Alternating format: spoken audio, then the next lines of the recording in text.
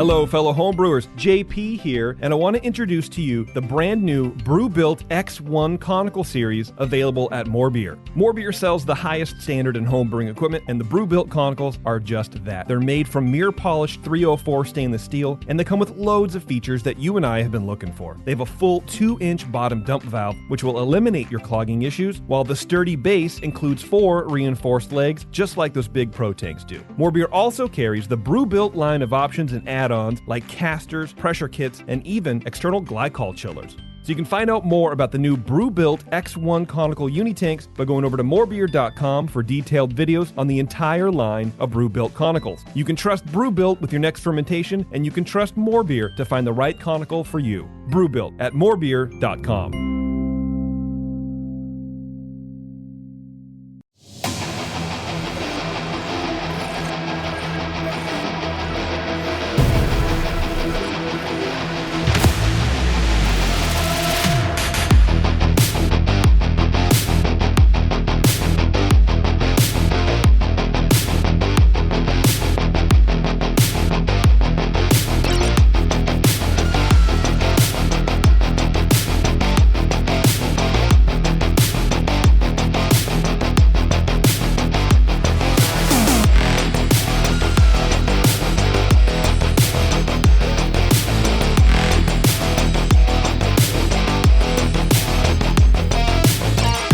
Hello, everybody. Welcome to this session. I'm back. We're back in the studio for another live show. We're hanging out on YouTube right now if you want to go check it out there. And my good friend Sean Sully O'Sullivan is back in the studio with me. I'm back. It feels great. It's been a while. I love having you back. It's good to see you. You look handsome as ever. Thank you. You really do. You got the close crop beard. You look distinguished. I appreciate that. I must look better than I feel. I had a birthday weekend. Several birthdays to celebrate this weekend. Wow, multiple birthdays. Yeah, there was 3 of us celebrating birthdays. Went to the Giants game on Saturday. That was a great time. Went to a concert yesterday in your hood. You saw, the Counting Crows. I saw the Counting Crows with the opener, which I'm often embarrassed to say I'm a big fan of, Dashboard Confessional, which is a super early 2000s emo band, very emo. But I love them, and so that was How'd they cool. do? Yeah. Was it good? Was the show good? So the Dashboard was good. Yeah. Counting Crows was a little kind of bland. Really? Yeah. And I'm a pretty big Counting Crows fan. Yeah, I'm a fan as well, but anyway, what happened? Well, I just feel like the singer, the main guy, Adam Duritz. Call him out.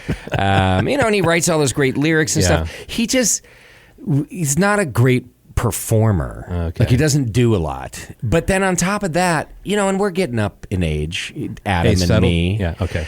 And he kind of skipped out on a lot of the high notes. Well, when you get older, you have a hard time getting to the high notes. Yeah, but he got some of them, but not others. And the problem with a band like that is half of the hooks in the songs are his high notes. You got to hit the post with that. If you can't do it, don't tour or get someone to do it. So, their biggest hit, not my favorite song or anything, but a great hit, Mr. Jones. That's the hit. That's how they bust out on the scene.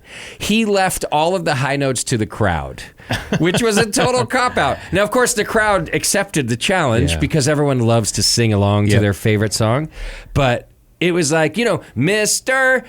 And then just hands over the microphone to the crowd participation routine. Yeah, I liked it. There are a couple interesting things about the Counting Crows. First of all, when I first moved up to Berkeley back in the mid 90s, I remember I was living a couple blocks from the Greek Theaters, which is where you saw the show there, right near UC Berkeley. Great venue. Yeah, amazing venue. And so I remember walking to the show, and this is where I thought, man, this is pretty cool up here. I walked up and they just let me in, and the Counting Crows were playing. They just completely let you in. Yeah, and then Adam tells his story. I don't know if he told it last night, but his parents just live right up the street at in North Berkeley, and he walks to the show. Apparently, I walk by his parents' house all the time. I haven't had dinner there yet, but it looks like Adam has though, because he's kind of. Could be. Yeah, he did definitely. And he did mention that. He didn't say he walked yesterday. Yeah. But he did say he walked. like for his first show ever there, he walked, which he thought was cool. Yeah. Yeah, there's rumors too that he's like sober now, and a lot of times, which look, I'm proud of people. There's folks in my family who've had to go through that, but as a fan of music, that's often a problem. Well, for the like quality of the music. There's always a tortured artist, and so when they seek refuge in like drinking alcohol, but also I think he suffers from a condition where he sort of disassociates from like reality or something like that. So maybe that was brought on by alcohol. I read that too. Yeah, like he has like kind of a dissociative disorder. Yeah. By the way, I've had to kill YouTube. Everybody, it's just wasn't doing what it's supposed to do. So I don't know what to do about that. Welcome to the Adam Duritz Show. I know. Yeah, like I'm the one phoning it in. But anyway, overall, it was a good show. Well, the venue is amazing. So, I mean, honestly, you sit there and you wherever you are, it's just fantastic. The venue is absolutely amazing. The weather was gorgeous. Yep. It was a perfect night. And then some of the things I noticed there are going to tie into our show today too, which is based. So. First of all, thanks to our sponsor, More Beer. You can go to morebeer.com, check them out right now, and everything that they do is just wonderful. Whether you're a pro brewer or a home brewer, they've got it for you. You can buy hops as a pro there. You can buy equipment as a pro there. And you home brewers, you already know about the gloriousness of More Beer. So go to morebeer.com. It's been 18 years, and they're still sponsoring this show, and love them for it. So go check them out. Check out their YouTube page also. They run their YouTube page better than I run my YouTube page, clearly. But still doing a lot of content over there, which is like demonstrations about how to use some of their equipment. They do free beer Fridays, all sorts of good stuff. So go check out our wonderful sponsor, More Beer. So, yeah, literally, it wasn't even that long ago. Just like a week ago, I reached out to Sully. I realized two things. A, I haven't seen you in a while. It's been a while. And I've buzzed you a couple times. Hey, do you want to have dinner? You want to do this? But we're both busy. But I know that you love doing shows. And so I was like, I haven't seen Sully. It's been a while.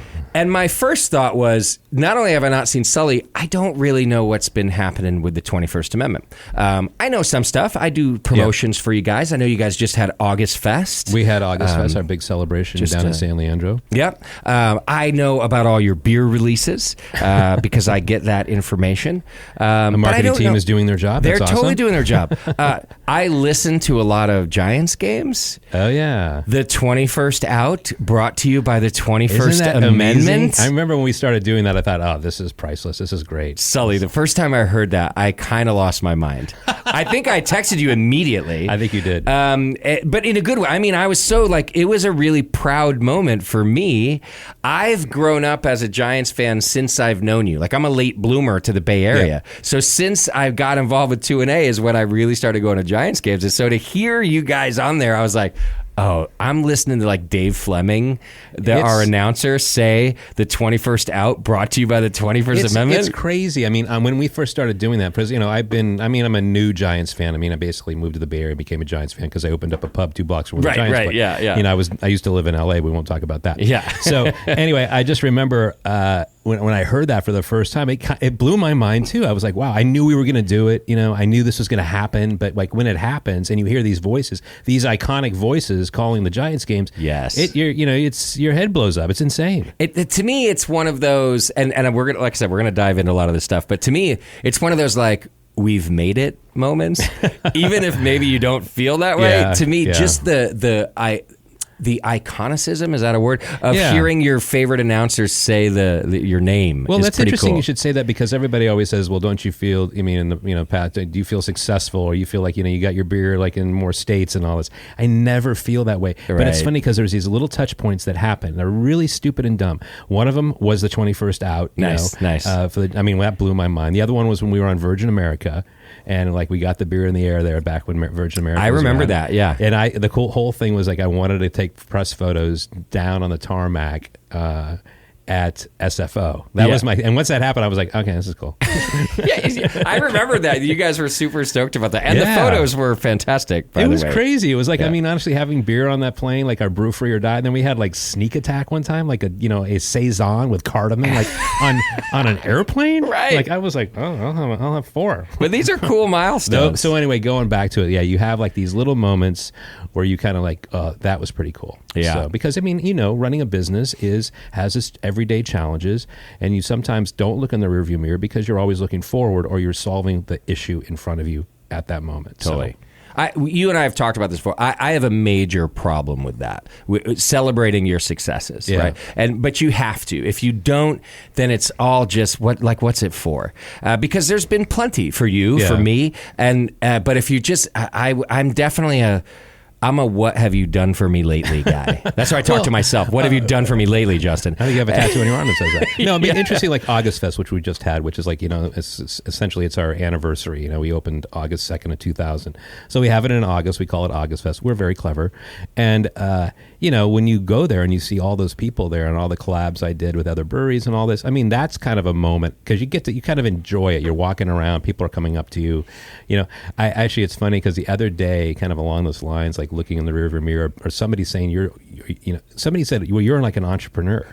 And I said, I don't feel that way at all. I feel like I just followed a passion and a path. I didn't go to and this is no slight on anybody who goes let's say business school and then, finds something and finds a widget or a service or something like that and then goes for it and does that. Mine was the other way around. It was more like, I guess the tail wagging the dog, so to speak, or maybe it's the other way around. I don't know, but but the idea that I don't feel that way. You feel more like a brewer than you do. I am. Yeah. I feel definitely today. I feel like a brewer. Well, and I always I've had to, like I said, I've wrestled with that too. I always felt more like a broadcaster, or fucking webcaster or whatever I have to be, than an entrepreneur. But it turns out I've started a couple different companies based around this, and so I've had to wrap my head around that too. But I think it's also because I don't consider myself an expert at being an entrepreneur. So it's a hard word for me. Yeah, but what is an expert at being an entrepreneur? I mean, this is definitely a rabbit hole a little bit, but I mean, like I've been invited to speak at entrepreneur events, and every time I go what? Well, first of all, I think I have to pay to do it, so I'm always suspicious right away. Yeah, it's weird. And I'm like, I'm not going to go do. I mean, we have a couple of entrepreneurs here, Justin Crosley and Sean O'Sullivan. Right. And, this guy that's started an AI program for getting your nails done. Right. Something like that. Yeah, it doesn't feel like the same field. No, it's just, anyway, I think when your passion drives your direction, it's just what it is. I mean, it's like, we started small as a little pub in San Francisco. Everybody knows the story at 563 2nd Street, just 2 blocks from Giants Park. That's right. Remember that? Yeah. And then it just kind of blew up. It kind of got bigger and bigger. Not blew up, but it definitely was, all right, we're doing this now. Okay, we're doing this now. Okay, we're brewing in Cold Spring. We're selling beer on both sides of the country. All right, now we just built this massive brewery in San Leandro. So it's like, you don't really... But you did guide it that way, and I watched you do that, and so that's sort of what brings me to how this topic of the show came up, because I was like, well, I want to know what's going on with 2NA behind the scenes already, and then secondarily, I thought, who better to talk to me about the state of the industry right now than Sully? Because even though you're saying it sort of happened and you stumbled on it, there's truth to that. Yeah. But I also remember talking to you every step of the way. I remember talking to you about your first canning line. Yeah. And you were like, Justin, cans. You'll see. That's right, cans. And I was like, I don't know, Sully. Maybe. Yeah, well, you weren't alone in that. I mean, we opened, we started canning in a little 2-head filler, in the back of the pub in San Francisco in 2006. I was there. And there was 25 craft breweries in the country that were putting their beer in cans at the time. Now, there were only 2,500 craft breweries, I think, in the country at the time, around 2000, whatever it was. And so we talked a lot about, the can rather than the beer inside, because people didn't get it as a head scratcher. Now, every single craft brewery puts their beer in cans. Of course. Well, and COVID really affected that too. Yep. The 16-ounce can format. By the way, and you'll know this better than me too. Again, why I think it's great that you're here. So I had a friend in town, a mutual friend of ours, Adam from Denver. Adam and Nikki were in town to celebrate, and we went to our liquor store that has a bunch of cans, even more cans than here at the Hop Grenade. And it's all 16-ounce can format, just everywhere he looks. And Adam was saying, in Colorado, it's still not this big, not this 16-ounce format. 12-ounce has gotten bigger and bigger, a lot of 12-packs out of Odell's, you name it. But the way I've seen the industry here in California, the 16-ounce can just became king during COVID, and that's not stopped. I mean, I definitely agree with you on that. I mean, what's interesting is you see pockets of other parts of the country where 16-ounce cans are very popular. Like in Massachusetts, it's huge. It's like that's the format they want. Okay. And like you said, like when COVID happened, you had all these breweries that like needed to move their beer, and so a lot of them, really leaned in. And then the mobile canning, services just blew up. And then, some breweries had canning lines and kind of leaned into that, or just were just getting canning lines, so that benefited them a lot. So that whole format is, and it hasn't changed. It hasn't changed. No, it's like that's kind of what it is right now. I mean, it changes. I mean, this industry ebbs and flows all the time. I mean, 12-ounce six packs are popular, of course. Sure, but now it's like 19.2s, right? Which is this large format can, sort of a convenience store can. Yeah. Single use. It's like you just buy one and you drink it. So, which is kind of funny because years ago, a can that size had sort of a package that size had like a stigma to it, right? Like, okay, you're just kind of catching your buzz or whatever. But if you think about it, it is a convenience thing. So I went to the Giants game Saturday. Yep. Beat the Rockies. That was cool. And throughout the park, you kind of have your choice between 12-ounce and 19.2s. And at the ballpark, 19.2 is a fantastic format. Yeah. And it's a format of convenience. I'm not trying to drink 10 of those and get hammered, but if I got to go wait in line once and I can get 100%. A 19.2, so it's weird how even these stigmas have fallen aside. Well, it is interesting because, I mean, that is exactly what it is. I mean, look, the ballpark concessionaires, they want you to just get in line, get your, take your money and then, get out of there. So they want you to go back and forth all the time. So that's definitely, and it's also convenience stores have started to drive that along, and grocery stores as well. So, and what's even interesting is that like now it's like IPA is like 9% alcohol. You're seeing like a lot of like craft breweries. We're now playing in that space. So you're seeing like higher alcohol IPAs, double IPAs in a 19.2 ounce can, and I think it's because that's what the customer wants. So and I've even noticed my taste doing that too. First of all, I want to cop to something. And you were here when I did it. I think I was doing a live read for 2-1-A once several years ago when you guys were just starting the 19.2s. And I was like confused by it. And I think in the middle of the live read, I looked over at you and I was like, 19.2, Sully? Like what? We can't just decide on 12 or 16. We have to mess with 19.2. But you were ahead of me, and you were realizing that there's these other avenues where the 19.2 is perfect. Well, I mean, you have to see what's going on. I mean, we look at a lot of market trends. We see what's going on. We've got an incredible sales and marketing department. It's not very large, but I mean, they're folks that do their job really well. And so you kind of see like what's going on, what's selling in the larger major grocery stores. What's selling across the country, like different pockets of opportunity. Like I was saying, like Massachusetts, it's like they want 16-ounce cans, and so you're having to like consider what format can you want to put in those specific markets and sort of to compete at that level. So it makes sense. Okay, so now I want to go back to this higher alcohol thing in the 19.2. Okay. All right, so here's another thing I used to make fun of, like, and all of us who've owned a restaurant or own a bar, or if you've been a beer nerd long enough, you know that the thing that used to get asked all the time was, "What's your highest alcohol beer?" Right? And we always like thought of those people as kind of like knuckleheads, right? Yeah. And then that sort of changed. Like people stopped asking about high alcohol. They stopped asking about IBUs. They just started asking about what's your haziest.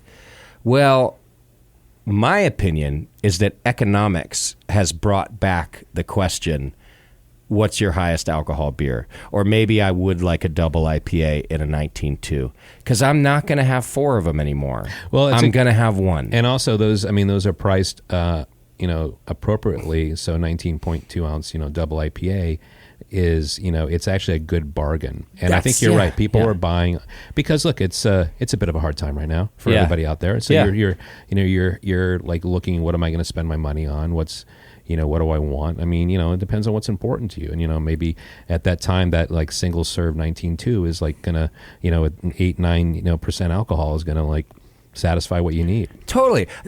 Again, at baseball games, I found myself just ordering my habit beer and just go get my Sierra Pale Ale in a 19.2 or 16 whatever. And as time went on, and I realized that they also had I don't even remember what it's called. Torpedo. Or their purple can is like Hazy Big Thing or something. I don't know, but it's a double, right? Yeah. And I was like, well, I'm paying $20 for this thing anyway. Yeah, you start doing the math. Maybe I'll have one instead of 2 pails. Yeah. Right? And you just do a little bit of the math. And so, but I do think there's another component to it. I think economics is huge. I also think y'all have gotten better at higher alcohol beers. Right? Like I used to hate double and triple IPAs. Yeah. They were just either so sweet because we felt we had to have that enormous backbone. Yes, the old backbone. Or overly hoppy or whatever. Yeah. And now, I don't know, most of you guys are brewing some doubles that just taste like an IPA to me anyway. Well, that's for a better bargain. Well, that's true. I mean, it's like the drinkability has definitely changed over the years, like you said. I mean, back in the day, I mean, it was like a lot of caramel malt and bodybuilding malt that was like supporting this quote unquote hop bitterness.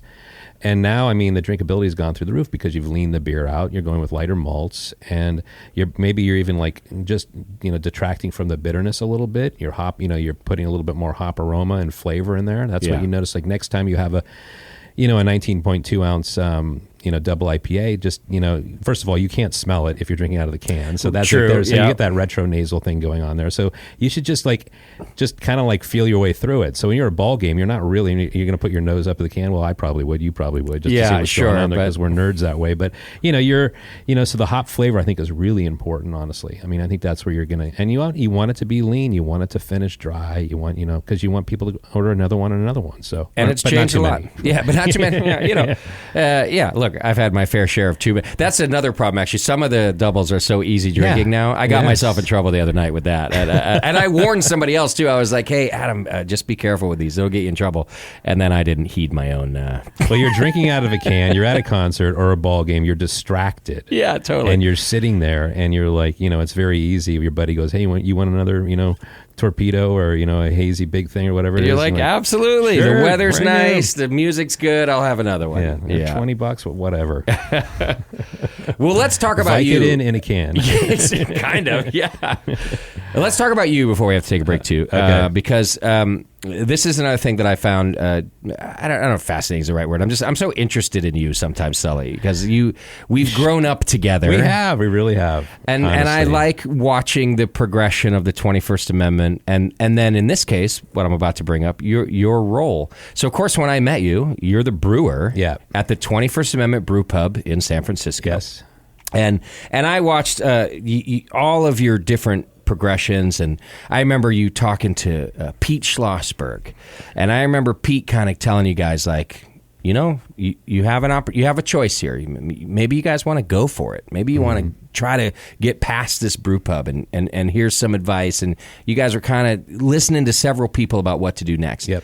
But you were the brewer. Mm-hmm. Half the days I went and met with you, Sully, you had your rubber boots on. Yep. Right? And then as you expanded, of course, the business requires you to do other things. Yes. And then I've met, I think, every single brewer who's ever worked for you. I'm pretty sure. You have, actually, yeah. I might be friends with some of them still. I don't even know. Yeah. But haven't been that many, though, in 24 years. That was just interesting. So. No, that's a good point. Yeah. Actually, I can only think of 2 right now. Yeah. But you've now been back in the brewery in San Francisco. So you opened, of course, San Leandro, which is the production facility. Yes. But you kept the brew pub, and now you're the brew pub brewer. Yeah, it's kind of nuts. It's I always say it's not sustainable, but I mean, that makes sense. What's happened is that I have like this role as the brewmaster, of course, at the in San Leandro, sort of guiding a team there and working with them. They're a great team too, and then also I've had to put my boots back on, and in large part it's because it has not been that busy. Okay. And so in San Francisco, and so it didn't warrant like having a full-time person there. Okay. So I just started off going, all right, I'll just come in here and brew like a couple days a week and da-da-da-da. And then what's turned into it though, it's definitely turned into more of more tasks than I like envisioned. So okay. I'm working 6 to 7 days a week right now. All right.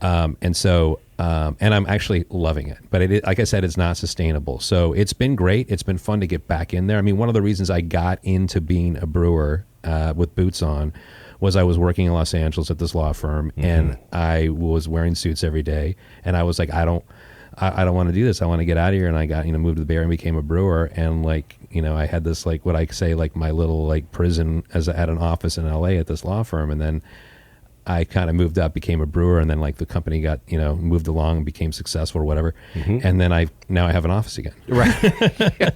Right. So, so it's been a lot of fun. It's actually been fun to innovate, honestly, because, before I'd have to guide innovation through somebody else or work with the team.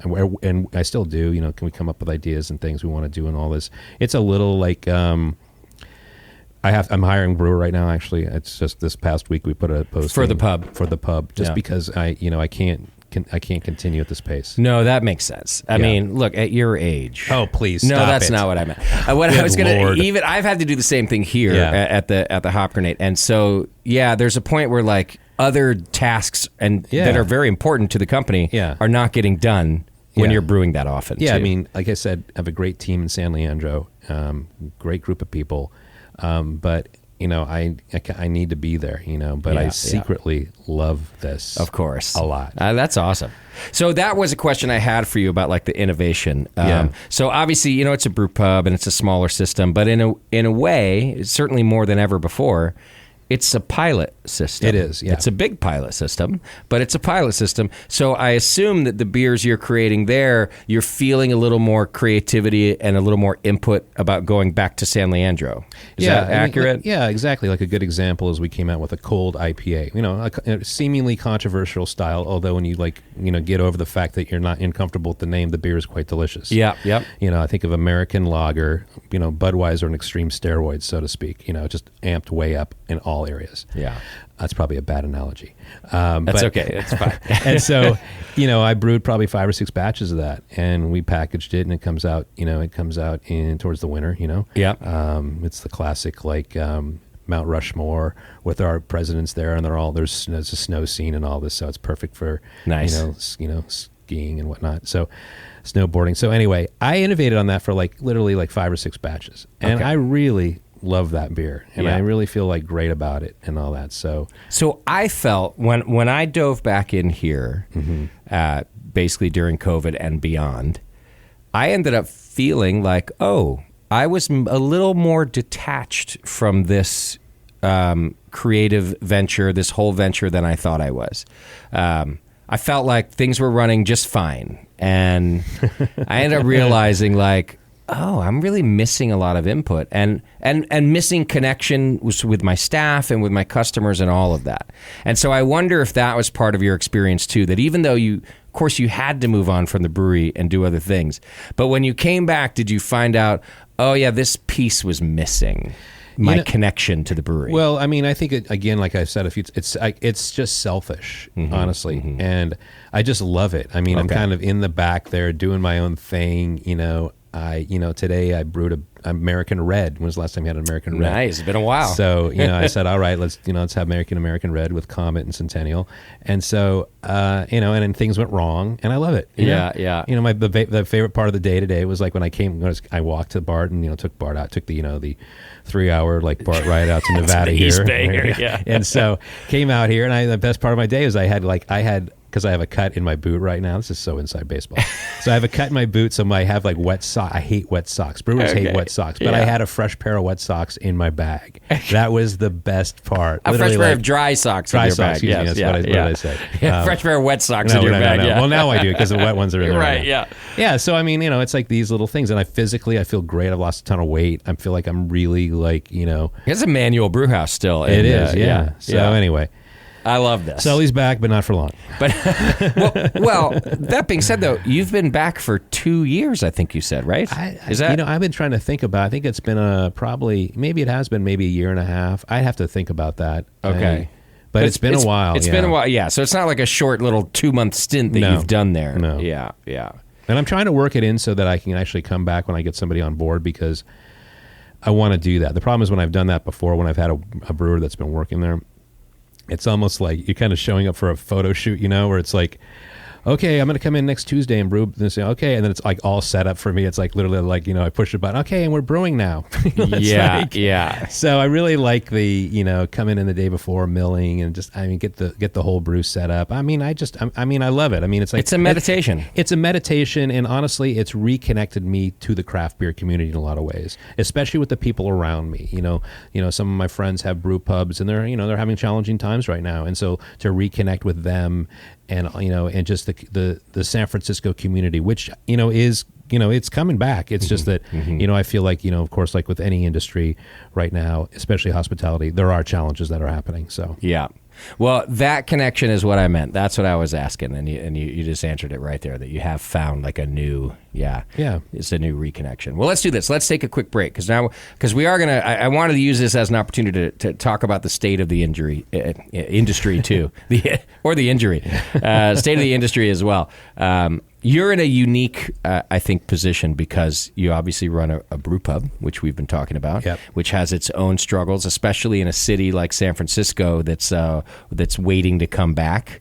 But you're also a large regional brewer with the production facility in San Leandro. So I thought, what better person, like I said, to talk to than Sully? So let's do a quick break. When we come back, we'll do a little state of the industry talk with Sean O'Sullivan. Hang in there. It's The Session. We'll be right back. Welcome back to The Session. Thank you for hanging out with us. We're still sitting with Sean Sully O'Sullivan from the 21st Amendment. You can go to 21st-amendment.com. Check it out. Check out their latest releases. Always putting out some new beer, and you can find it all over there at the 21st-amendment.com. All right, before the break, I was kind of teasing. We're going to get a little state of the industry. Yeah, I think it's a good thing. Well, so I have my finger on the pulse of it, but I honestly, because I hear from so many, and I'm talking to different size breweries all the time, for me, it can be a little confusing sometimes. Some of my brewer friends are just doing epically, like they've never done so well, which is a weird thing for me to hear, because I hear from Bart Watson at the Brewers Association that craft beer is not on the decline, but plateaued. I see even Anheuser-Busch dumping brands that they've purchased over the last decade. I think 10 Barrel and a bunch of others just got dumped. So I see all these things, and I realize that we're on this little roller coaster / pendulum, right? And I wondered about you. So what I was thinking was, the spot that the 21st Amendment is in, do you call yourselves or consider yourself a large regional brewery? I would say nowadays. That. Yeah, we're kind of in that middle tier. That's what I thought. Yeah, and like Heretic is an example of that. When you get into the larger breweries, of course, we're talking about the likes of Sierra Nevada and Sam Adams. We're in 36 states. So, and you guys are in 36 states as opposed to everywhere all the time. Yeah, right. It's a good movie. And then you have your still kind of, I don't know, I guess just local breweries, even though they're quite well distributed. Your cellar makers, your Alvarado Streets, right? And depending on where you are in this tier is where I've found the level of optimism I hear from brewers. Yep. And it made me wonder about you, because you kind of live in a little bit of both worlds. You're a small brew pub as well as a large mid market brewery. We're also a local brewery too. Also a local in the brewery, Bay Area. So that hasn't sold, by the way. Can we just can we go ahead and celebrate that for a minute? Even though I won't be mad at you if you do. I've never been that guy. But you were a local independent brewery. Yeah. Who about how many years ago did you open San Leandro? It was back in 2015. Okay, it's 2015. Yeah. So 8 years ago. 8 years ago, made the decision to. These are all my words, by the way, yes, because I don't know the economics of what you did. But what I can say is you have made the decision 8 years ago, you and Nico, to dump a bunch of money into becoming a larger brewery. Yeah, I mean, what happened was, the trend at craft beer at the time was there was just epic growth. We were growing like 25-35% a year, and we were still brewing out in Cold Spring, at our partner brewery out there on their new state of the art system and whatnot. And so we were kind of running up against the wall of capacity with them, and also the ability to innovate. And so we took it upon ourselves, like in 2014, to to start building this large brewery, and so that was the journey we went on, because and we were and all craft breweries were doing at the time. I mean, large regional craft breweries. I mean, you saw like New Belgium was opening a place out east, and also Stone and Green Flash and Sierra as well. I mean, so breweries were like looking at new locations far afield, because they were sort of land trapped by their own their home space, their home territory. Yeah. So for us, it was an interesting move, because when we did it, we didn't have a legacy staff to build this thing. So where you have, like, let's say the larger breweries I just mentioned, they have people that work at these large breweries, and they can kind of like pick up and, let's say, move to Asheville and open a brewery out there. So for us, it was a challenge in that regard. And so, some decisions we made, we probably wouldn't have made them again, Okay. And that's just the rear view mirror of like, well, maybe we shouldn't have done that. Maybe we, but you just don't know. When you're in it, you're kind of like moving along. So yeah, so 2014, we started building this thing, and we started brewing in 2015. Right. Really quick build. And that's when craft beer kind of like took its little like hiccup at the time. Sure. And so, And then just as a recap for those and those who haven't heard you on here before, what size brewery did you build there? So we built a 100-barrel GEA system. That's the brew house. And then we installed like 200 and 500-barrel tanks. Okay. It's ginormous tanks, with a initial capacity of 75,000 barrels. Wow, yeah. And then what's happened is that, but the brewery... So the brewery, if you just look at straight beer, it can do upwards of 300,000 barrels. And the canning line, which is state-of-the-art, you've seen it. It's just this beautiful, KHS system. It's just, it can spin as fast as that brewery can. So, yeah. So we could, comfortably, this is beer too, at the other beverages, it doesn't take as long.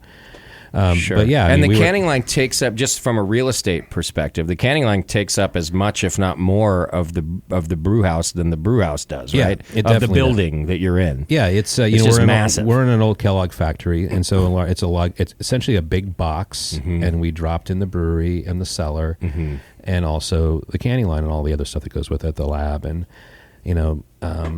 centrifuge and whatnot. So kegging line, and so.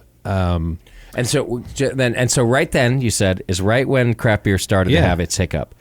Can I ask you this? Did you completely shit your pants at that moment? Like, because you had really gone all in. Yeah. And there was no turning back. No, there wasn't, but you don't know when you're in it. Okay. You know it in like the rearview mirror, you kind of like see what's happening in the industry, and you see like there's a little bit of a, there's, breweries are, back, in 2013, 2014, that's when you saw a lot of acquisitions happening. Yeah. And so that's when like craft beer was really hot in that regard. So, breweries were being bought. The Ballast Point acquisition is the one everybody talks about. Sure. Laguni's, But that was a unicorn, both. Yeah. And so, but, there were smaller ones that happened. ABI was sort of playing in that space as well as Coors Miller and, or Coors and Miller. And so, so what happened was we, in the retrospect, you can see it, and when it was happening, you're kind of like, all right, well, we just start plowing around. We start like we eventually then like partnered with Brooklyn Brewery. Yep. And so that actually put more feet on the ground. Okay. That was like a sales partnership, basically, right? Yeah. So we created a sales platform with them. So we went from like, I think we had 10 or 10 salespeople. I might not have that number right, but we went to 75 salespeople in the country, and we were doing that with Funkworks. Yep, Brooklyn and Funkworks. Yeah. And so that that went along for a while, and we were going to brew their beer out in San Leandro. We did that for a little bit also with Funkworks. Okay. But then the great equalizer, COVID, happened, and then that was it was a great idea until it wasn't a good idea. Sure. So when I think I've told you this story before, but when I opened our Fort Collins, Colorado location, got sold a pretty good bill of goods about that spot. Looked very similar to here. Had a park out front. They're going to do concerts, all this stuff. Yep, I've been there. And we were in. I was more than halfway through construction. We were probably about a month away from opening, maybe 2 months away from opening. And I had done some other market research before, of course. I'm not a complete moron, but I did feel like a complete moron at this moment. But it makes me think about this, how, like you're saying, we put all this money in the brewery and then this hiccup happened. Yeah. Well, I remember going to the Mexican restaurant about 3 doors down from the Hop Grenade on a warm summer Saturday night. And I was there at about 8:30, and there was not that many people in the restaurant at all, this Mexican restaurant I'm at. And remember I asked a manager, I said, hey man, is it usually like this, or is this like something happening? And he goes, oh, no, it's not usually like this at all. It's usually way slower. Oh my gosh. And I did shit my pants. I knew immediately before we ever opened the Hop Grenade Fort Collins. Yeah, I was probably fucked. Oh my god! And I didn't put anywhere near into what you guys probably did at the brewery, but a lot. And well, I mean, I was somewhat terrified. Yeah, well, of course you were. And I was too, at times. But I mean, you also start working the problem. You start working the issue, not the problem. But you look, you're looking at what's going on in front of you, and you're looking for the opportunities. And that's when Brooklyn came along and had a great idea at the time, and it did work for a while. Okay, and it just went topsy turvy once the whole COVID thing happened. Sure, and then we disbanded. We're not involved with them anymore. Okay, but since then. And since COVID, like you say, the great equalizer sort of pushed things backwards a little bit. I haven't talked to you about any of this. So listeners at home, I don't have the answer to these questions ahead of time. Mm-hmm. I'm going to assume you're not brewing at capacity in San Leandro. We're not. Yeah. But, in a large part because we have this facility, this huge facility, we looked for opportunities. Mm-hmm.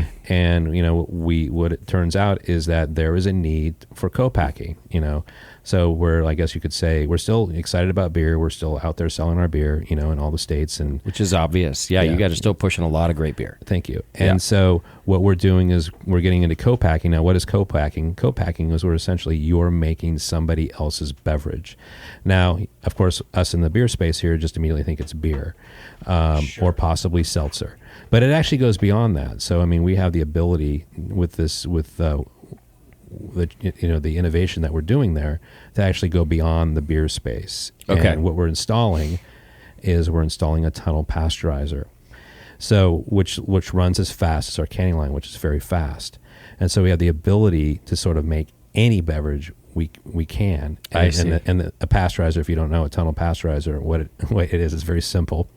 Louis Pasteur invented this whole concept of pasteurization. Yeah. So it's like where warm water is sprinkled on a can after it's been filled. It goes through a tunnel. Okay. And so the warm water is being sprinkled on the can, and then it heats it up to 160 degrees for 10 minutes, and then it brings it back down. So the can is sealed and done. Yes. It's been packaged cold, obviously. Yes. Otherwise it would foam everywhere. Goes through this tunnel where it goes up to, how high did you just say? About 160, depending on the product. Is it flash pasteurization? Is that what it's called? No, flash pasteurization is if you're let's say running it through a tube and shell system so this is actually these cans come off the line. They're like little soldiers, and they go into this big long tunnel with a conveyor belt, and it moves it along. So they're heated up, held, and then they're cooled back down. I see. Okay. And so this is not really for beer. This is for other products. It can be for beer. I mean, there's actually breweries, even large, craft breweries that pasteurize their beer as well, because it can be a little, you have shelf stability issues and all this, and then actually the innovation in pasteurization for craft beer has come way further than back in the day. It was people poo-hooed it because it was the big breweries do that. Well, the innovations have happened since then that where hoppy beers are actually able to be pasteurized. So anyway, it's the kill step. So if there's anything living in there, it basically neutralizes it. And also when you're making products that have sugar in them, that's very that can be very touch and go. So if you get any sort of microbial, even nothing, or just a drop of whatever, it can start fermenting and have it go bad. And so this is everything that you have that you buy has been pasteurized. Yeah. That can of Coca-Cola has been pasteurized. Right. That milk you have has been pasteurized. Sure. So it's so what's enabling us to do is that we now have a team now where we're going out and we are soliciting for contract partners. We're going to install this tunnel pasteurizer at the end of the month, I think in October. Okay. And we have people that have worked in the industry before. And so it's somewhat a survival mechanism, but I don't see it that way anymore. Okay. I see it as what we thought about the facility that you spoke of, the large facility, as being this huge anchor around our neck is now our greatest asset. Sure. Because not a lot of breweries have that ability to do what we have to do. We have this amazing canning line, and we have this, coupled with the pasteurizer and the ability to make any kind of beverage you want, whether it's tea, juice, hard iced tea, seltzer, beer, non-alc is really critical to pasteurize. Actually, we're going to start playing in that space as well. Okay. As the 21st Amendment. So you have these other entrepreneurs, these other people putting out products that have not spent millions of dollars on a line like you. Yeah. Why not use ours? Similar to how you guys were partner brewing in Cold Springs. Yeah, it's a little bit like we've definitely taken the idea from that, and and that's what we're doing. I mean, Cold Spring in some ways was going through some hard times, and then they pivoted into co-packing. Okay, and I feel like you're as entrepreneurs, Justin. Yes, we have to pivot the industry. We have to pivot and to be successful. And so whether it's like when craft brewers started making their own hard seltzer, I mean, that's like, if you would have told me, 3 years ago that I was going to put a tunnel pasteurizer in, I was like, and I would kick you in the shins. Now I'm excited. I'm elated by it. Right. But also craft brewers, whether you're large or small, if you were like, well, one day you're going to make, alcohol with just sugar water. Yeah. And you're going to add, flavor to it. Right. And you're going to be excited about it. Yeah. It's amazing. Well, and you're not the first brewery like this that I've so I don't know if I should say, because it was, I guess, a private conversation, but a friend of mine in the industry that you also know out in the South Bay started making the same thing, the same pivot even before COVID, actually, even before it changed. He had spent a lot of money on packaging infrastructure, more than most breweries his size. And then the hiccup started even just before COVID, really, right? Like, so... yeah, and then he's like, I got to figure out how to just use this for other things. You don't just throw away.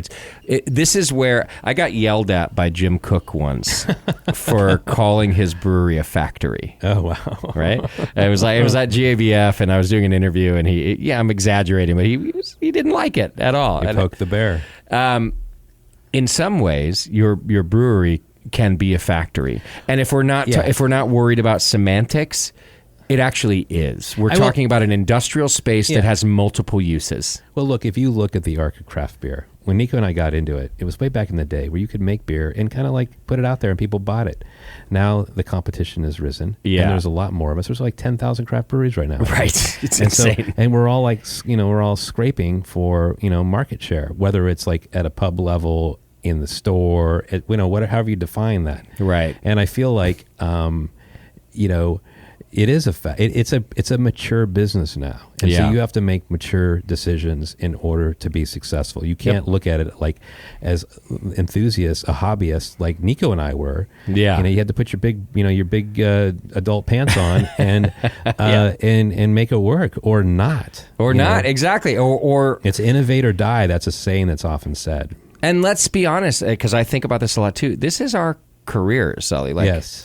Am I starting another career? I don't know. So well, maybe you got to go maybe what you. yeah. Like you got use what you have. Do what you can. I love hearing this, and I knew that you guys are smart enough to figure this out, especially when I saw that facility. So, brewery. If you're Jim, you can call it a facility. I don't mind. Factory, facility. A beer factory has kind of a nice little ring bad, to it. I don't think it's not. It's really not.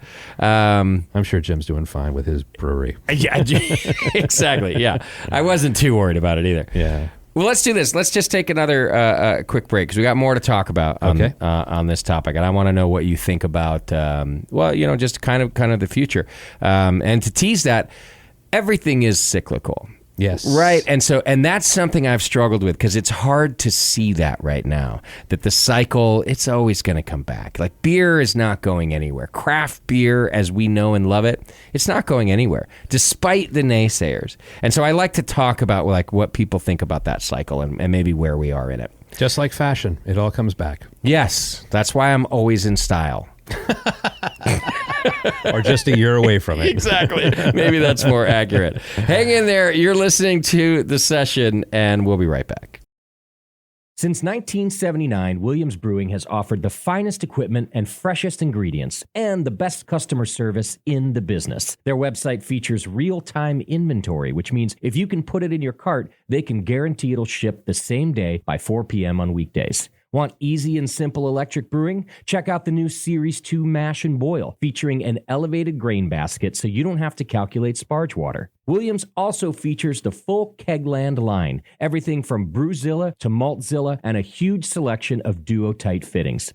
Looking for a kegerator? Look no further than the Kegland Series X and Plus kegerators, which feature 4 and 8 keg capacity in a compact footprint, and free shipping to the lower 48. Interested in distilling? Look up their proven Williams American bourbon and brandy kits, as well as complete distilling equipment packages and conversion kits for popular systems like the Mash and Boil, Anvil, and the Grainfather. Check them out today. Go to williamsbrewing.com to browse their vast selection. Welcome back to the session. Thank you for hanging out with us today. We are still hanging out with Sean Sully O'Sullivan and talking about 21st Amendment and the state of the industry. I want to thank a couple more of our sponsors before we move on. Don't forget about Beersmith. Beersmith 3 is out now, and you can get their free web editor edition for 30 days. So you can go check it out and try it. The pros use it. The amateurs use it. Everybody uses it. Beersmith. Brad's a great guy, and is just always innovating that software. So go check out Beersmith 3. Go to beersmith.com and get your free 30-day trial on their web editor. And then you can just download it all to your devices, and it does everything you need it to do. And thank to them for being a sponsor for so long. Just great people over there. All right, so we're talking about the state of the industry still. State of the industry. I know, which we're covering like our little corner of the state of the industry, I guess. But there's so much to it that I wanted to keep covering it with you. Now, you're not just making changes at the San Leandro Brewery, which we're talking about, like just repurposing and reorganizing and using that new technology, canning line, and for other things. But you're doing things at the brew pub too. Yeah, we so we climbed our way out of COVID, and and we realized that we've been open for 23 years. Oh my gosh! Down there. Yeah, I mean, you look at the gray hair, or what little hair there is. And so it needed a refresh. Sure. So we've had. You guys don't own the building. We do not. Yeah. One of our investors owns it, actually. And nice. He's a great man. Great. And his family is too. And so so what happened is that we said we have to double down on this. We need, the place needs a paint job. Yeah. So we're repainting the building. We're like removing the sign and like taking down the that kind of like rinky silo on the side of the building. So, that's coming down. Yeah, huh? we're going to put up murals and we're taking the large paintings down. Okay. Inside. Inside, and there's one of Nico and I supposedly. Yeah. Supposedly. Yeah. And so it's controversial whether or not. And so we're just going to like give the place a refresh. Okay. And we're also looking at the menu, and we're like getting it like dialed in. We've been using a good friend of ours, Brian Reckow, who's he's a consultant, but he's like worked in the beer space for a long time. And the funny story is back in 2004, when there was like 7 craft breweries or 8 craft breweries in San Francisco. He actually, in the span of like 5 years, worked at all of those, and we're the last one. He's never worked for us. So he used to make jokes to me, like, you make a joke to me and say, "Hey, can I just come and like get the jacket, like close it out, like I go to your place, I get the badge and all this stuff."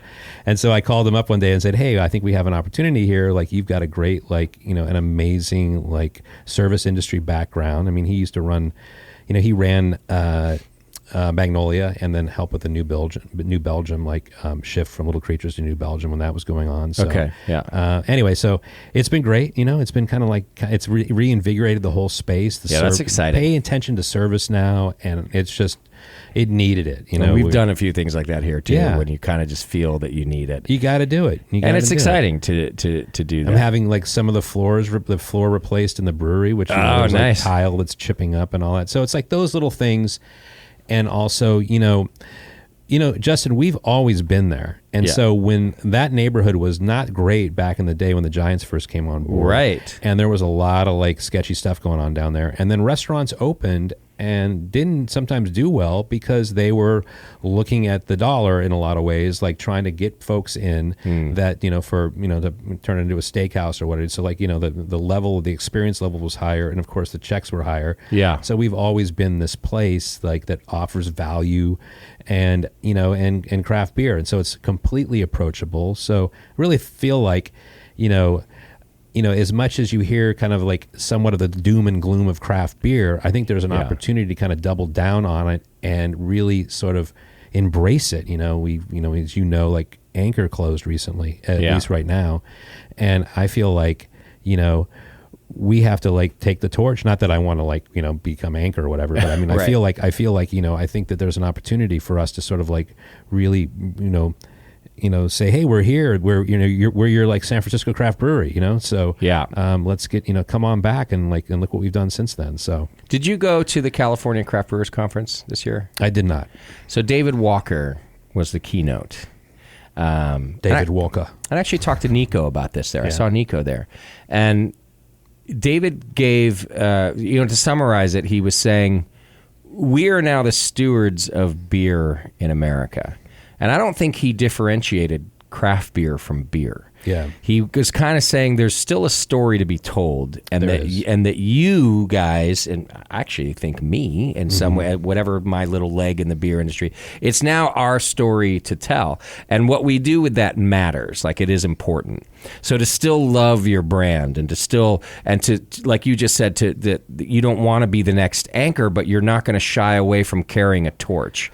And I think it is important that those like you in the industry and Firestone, David Walker, that you guys do say we have a responsibility for what beer, the landscape looks like in America. Because if you don't tell it, I think this is what David was getting at. If you guys don't tell it, the guys we trust, the ones that we don't trust are the ones that are going to get to tell it.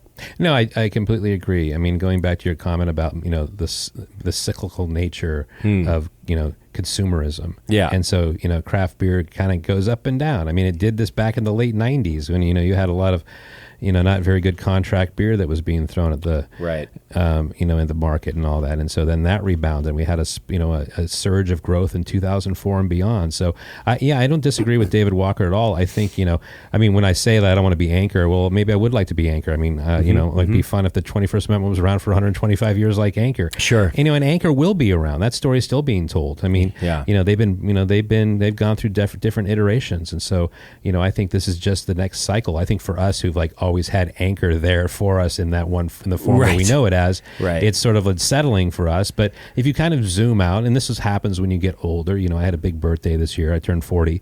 And so, again. And so you kind of get a sense of okay, well, this kind of goes up and down. Yeah. And I think if you keep your messaging and and your beliefs, honestly, just messaging, that sounds sort of very marketing speak, but I mean, I think if you believe in what you're doing and you keep at it, I think it will come back to you. Sure. Okay. Well, this is a perfect statement for my next question, and my next question comes from a personal place, right? Mm-hmm. So I struggle with. I have that positivity, and I believe in what I'm doing and what we're doing here, but since COVID and since before a little bit with our failure in Fort Collins and the things, it's sometimes hard to stay positive, right? Yeah. But I'm not a doom and gloom guy. I'm really not. But when things keep happening that are out of your control, when there's a pandemic, when the results of the pandemic are an exploding homeless population in your neighborhood in San Francisco and in mine here in Concord, when laws are created, when there's a bunch of failed policy around how we're figuring out how to deal with the dichotomy between capitalism and homelessness, right? It does sometimes get hard to stay optimistic. And I hear in your voice, you're like, no, I'm excited about this stuff. Yeah. But sometimes it's a struggle, isn't it? Aren't you sometimes going like, oh, of course that fucking thing happened because all shitty things keep happening. No, I don't look at it that way. You don't? I've become very good at compartmentalizing. Okay. I've also been in therapy for 15 years. Sure, that helps. I got to do it after a bad breakup and when my mom was dying.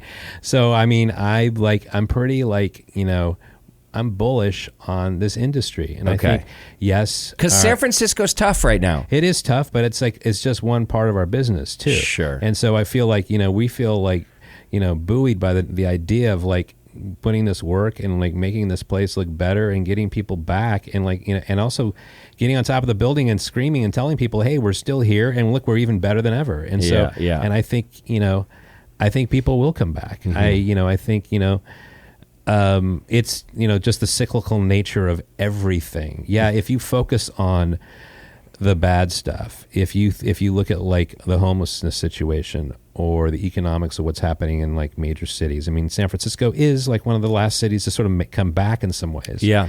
And I think that you can't look at it that way because it will tear you down. Yeah. And I think if you decide to go to that dark hole, well, then you're not doing a service to yourself or your business. And you have to sort of like, and then maybe you have to make major decisions that were unthinkable years ago. Right. And those decisions are, they're worse. Well, they're not worse, but they're definitely hard. But Yeah, in some yeah. ways, in retrospect, the hard decisions are the best decisions.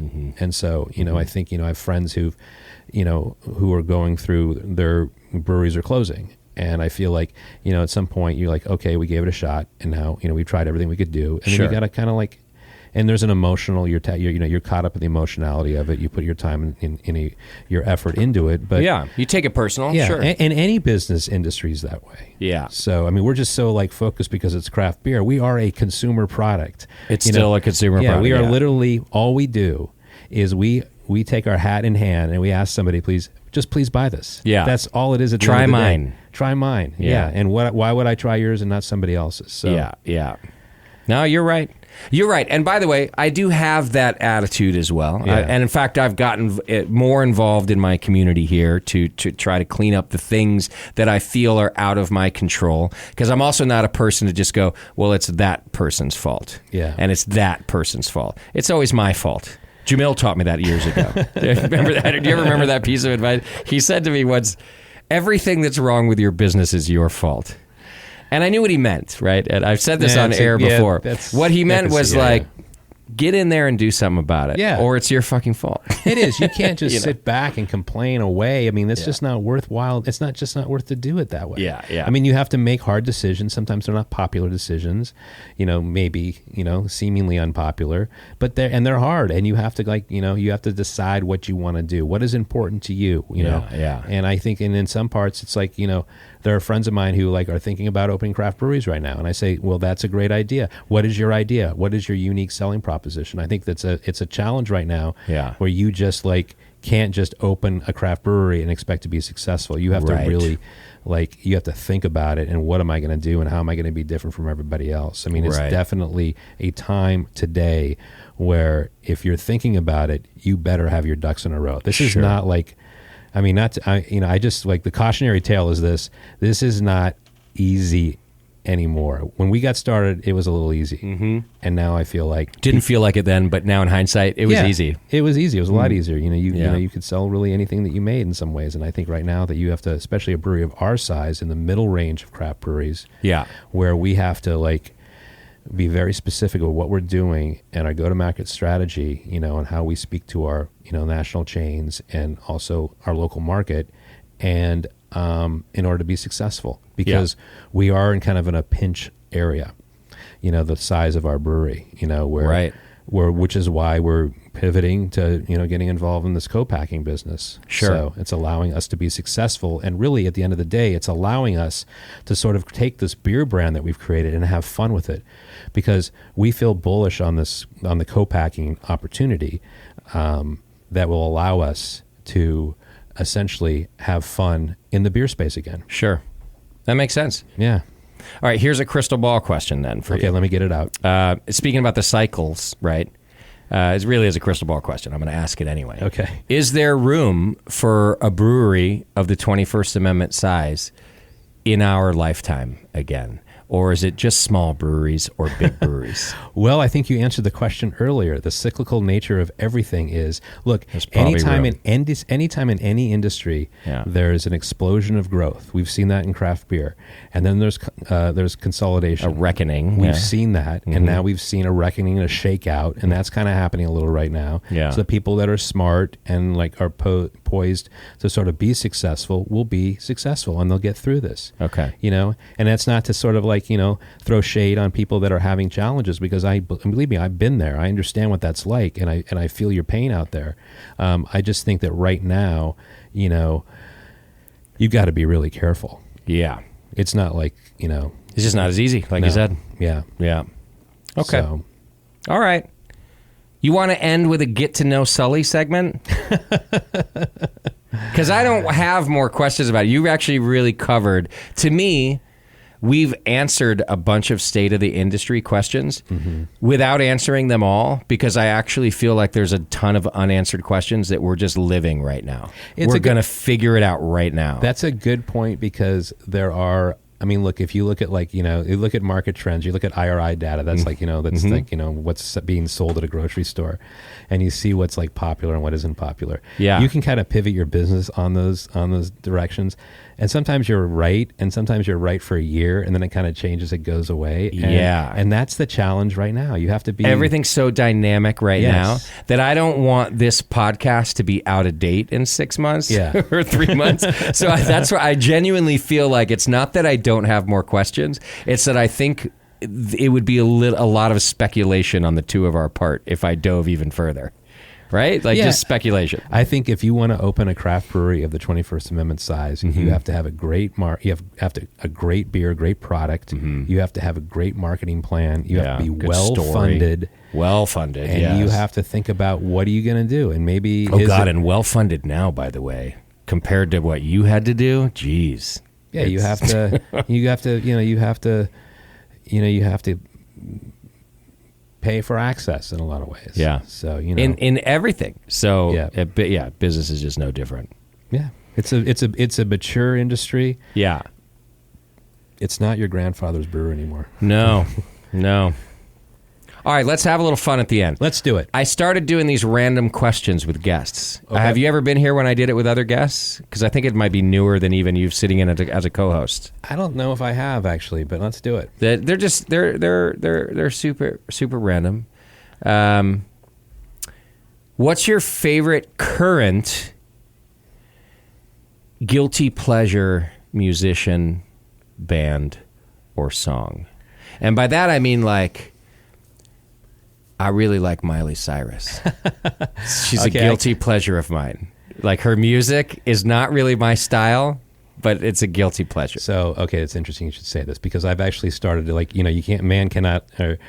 person cannot live on beer alone. So actually, I have been volunteering as a community member at my local University of California KALX radio station. Nice. And I'm doing shifts there. It's a broadcast station. You can also hear it on the air at klx.berkeley.edu. Heck yeah, Sully. Then I also do this, like, sort of pirate radio station at radiovalencia.fm. Okay. But so I'm like, and the thing about, like, at KALX, it's like, the library there at the university, it's on campus at Berkeley where you just saw the show. Yeah. It's like there's 155,000 pieces of music in there. Yes. So, I think I've been in that studio. Yeah. It's just amazing. And you have people that are like my son's age who are in DJ classes with me.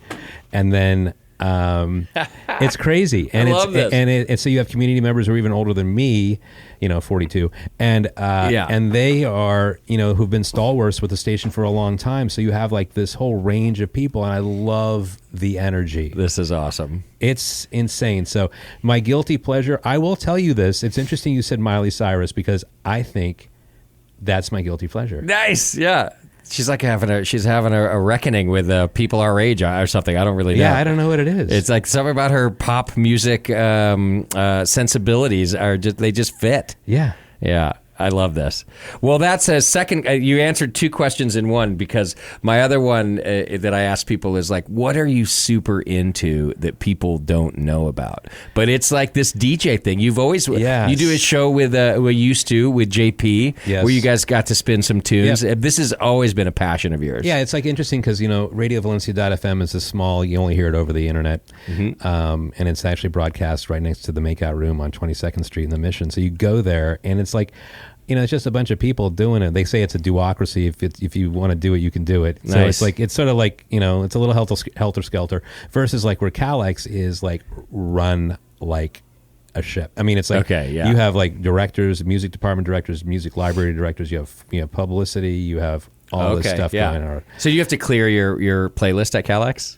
Well, I don't have to clear it, but I have to be really, really cognizant of playing the O's. Okay, yeah. You cannot have obscenities. So, Yeah. So I mean, I love it. I mean, I like, I've always been a guy, back in the day remember when you used to get mixed cassette tapes? Yes. Do you remember that? Are you old enough for that? Of course. So you would get those, and you'd give it to your friend, or you give it to maybe somebody you liked or something like that. And so it's kind of like I have a whole plan of how I do my show, and it starts as an arc, as I like doing that in the morning. I'm a morning person, so, and it's like it just kind of gradually brings you in. It's like ambient music, and then I kind of it takes off. This is amazing. I love it, and it's like.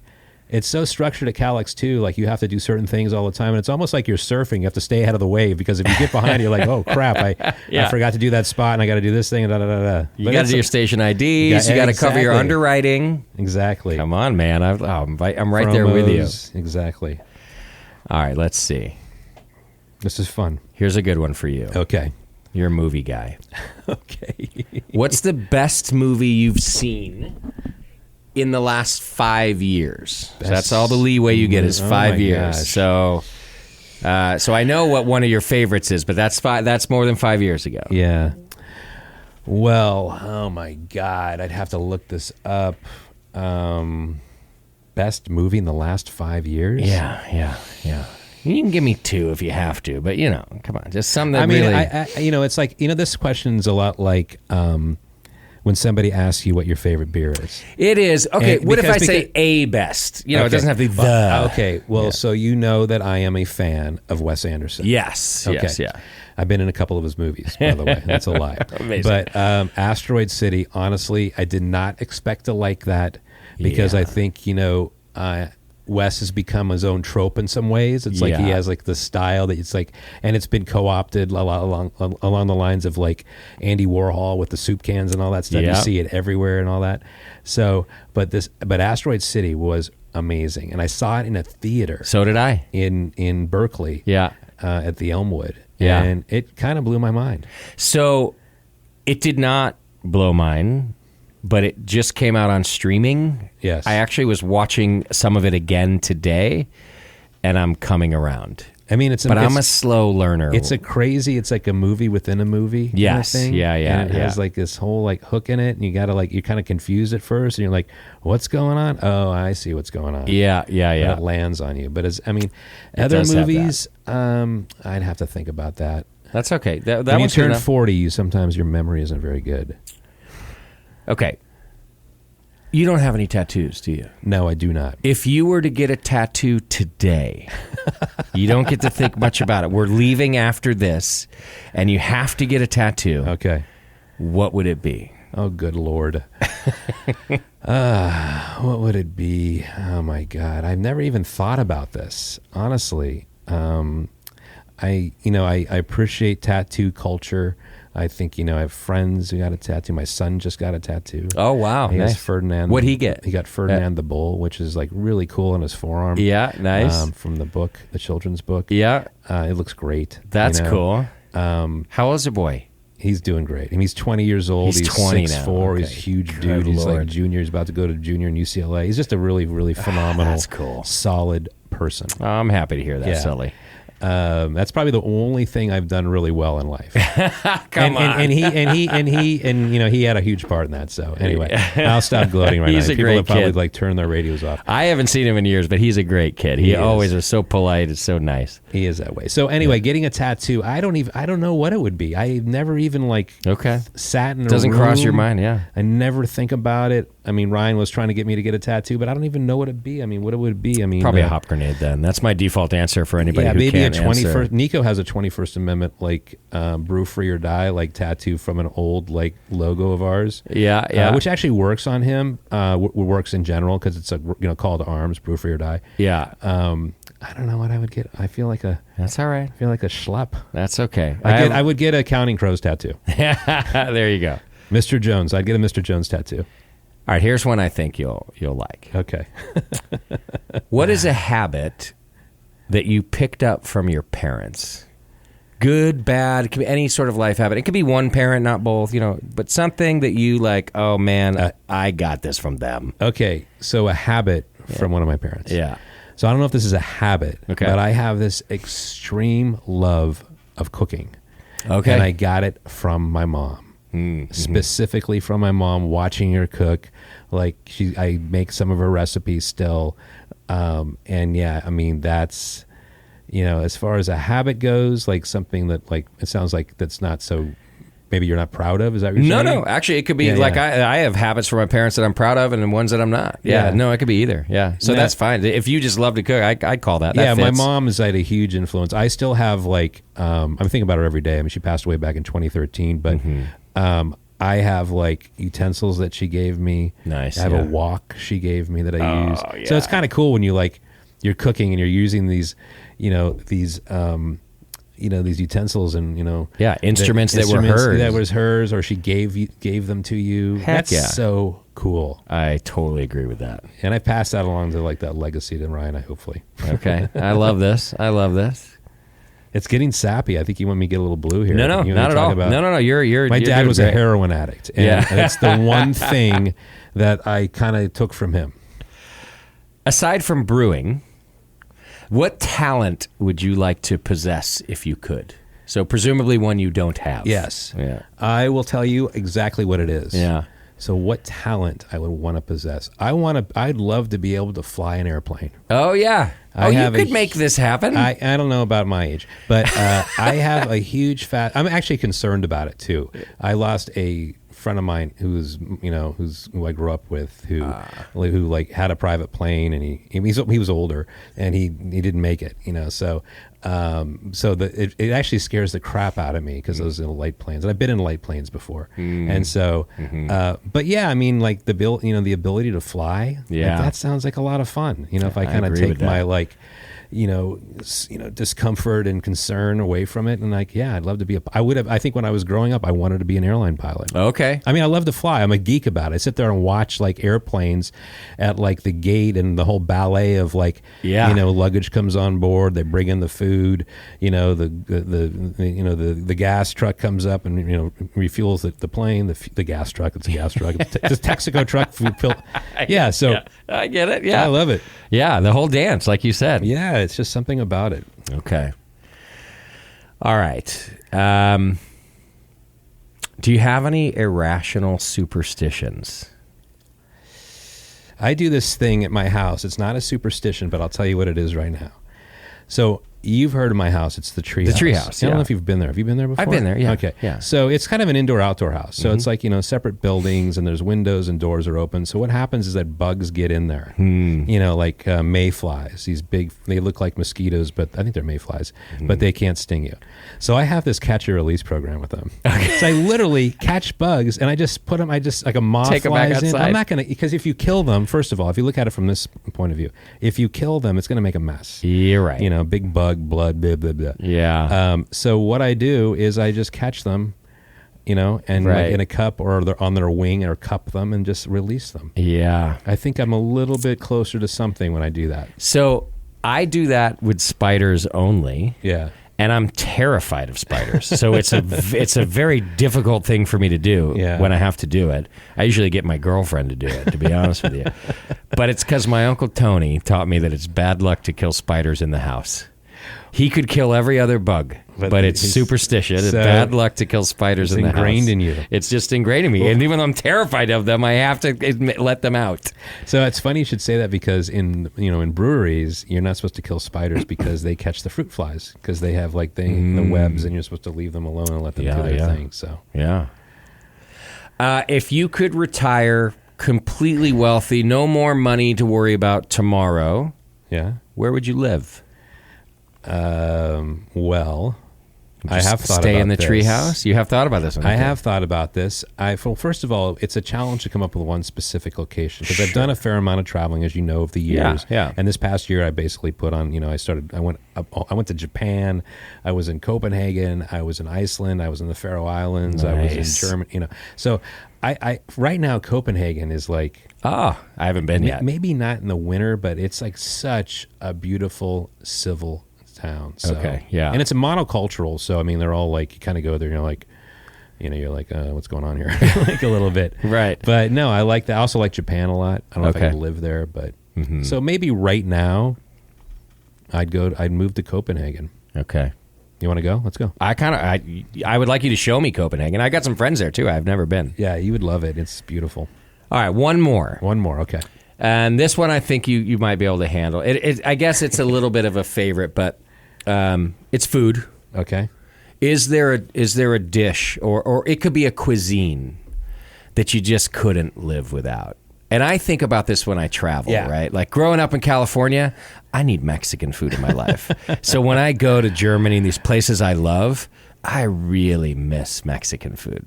So is there a cuisine, if you're going to move somewhere, you just can't live without? Well, it's interesting you should say that because, it's hard to nail it down. Because sushi's up there for me, Mexican food's up there for me. Mm-hmm. But there's one particular dish. Okay, perfect. And so I told you my dad, my mom was the one that I inherited or like took on the mantle of like being a cook. I almost was a cook. I almost got a job at Chez Panisse actually in Berkeley. That's a whole other story. Yeah. For another time. Yeah. But, so what happened was, but my dad has never given me that, like the cooking kind of like, touch, let's say. And so, but one time he makes pasta puttanesca. And he taught me how to make pasta puttanesca. I think this might have been after my mom passed away. And I remember when I was with Ryan, he was a young boy at the time. And he would, my dad would tell the story of like, where did the name pasta puttanesca come from? And he would say, pasta puttanesca, it's the whore's pasta. Because supposedly there's a couple different stories on this in Italy, like, at the, at a whorehouse or whatever. Yeah. That they would make pasta puttanesca and it would like, the smell's amazing. You have like, chopped anchovies, garlic, capers, red peppers. It's like, it's just amazing. It was advertising. It was. But also the other thing is that maybe it was like you're waiting, you need to eat. Okay. While you're waiting for your turn. Right. Yeah. So pasta puttanesca. Can't live without it. I love this. I couldn't live without a good bolognese. Bolognese, from my family. Pizza too. It's like there's so many, you can't like nail it down. I know, there's a bunch. But if I had to, it would be pasta puttanesca. Any Italian food. I love to make Italian food. I like it. I went for Italian food last night. Don't ask me where. It's near your house. It was brilliant. I'll tell you after the show, and then I'll put it in the show notes or something. I think I know where it is. It was a little family place I think right on Shattuck. Corso? No, it's got a longer name. That's why I can't remember it. It's specifically Sicilian. Was there a little mini a little car out there? Yes. Yeah, the little Fiat was out front. Agricole, I think is the name. Agricole. Yes. Oh, it was fantastic. Well, plus the vibe there is amazing. Yes. They actually did a great job during the pandemic. They put the Parklet out there. So that's where we ate, was at the Parklet. Yeah. We went there before the concert and went there. Kate picked it out and we were just like, yeah, let's go. Just good Italian. Oh, it was unbelievable. Plus, they really turn on the charm there. They do. Oh, they definitely do. Yeah. It was, in fact, a little, you're like, okay, I get it. It's a little like, but I know we liked it. The guy's putting like a little of Italian, Mr. Grosley, what do you want? Yes, and then he's going to the back like, I don't know what this guy wants. He says, I think he's got a hop grenade or is it an avocado? I don't know what it is. No, exactly. Actually, Sam went with us last minute in all of his Dodger gear. And I think half the staff came out just to make fun of him, which made the food taste better. So, yeah, it was pretty good. Good old Sam.